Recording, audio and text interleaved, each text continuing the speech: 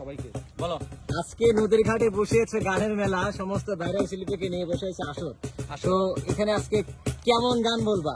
ঝাঁকা নাকা কিন্তু গান বলতে হবে, যে গানটা মানে সোশ্যাল মিডিয়াতে আগুন ধরাই দিছে একটা। কি জন্য গান বলছিলে কাকা?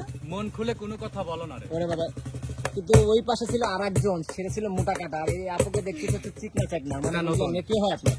ছোট বোন। ছোট বোন, আচ্ছা। তো পাশে হচ্ছে ফ্রেন্ড, আচ্ছা, তোমার হচ্ছে বন্ধু। বন্ধু তো হচ্ছে বাল্যবেলার বন্ধু। বাল্যবেলার বন্ধু। আছে তাহলে আমার দর্শক তো শুধু তোমাকে চাই, মানে ছেলেরাও তোমার প্রেমে পড়ে গেছে, মেয়েরাও তোমার প্রেমে পড়ে গেছে, এখন গানের প্রেমে পড়েছে কিনা, তোমার হচ্ছে ব্যক্তি মানুষের প্রেমে পড়েছে, এটা কিন্তু আমি এখনো শিওর নই।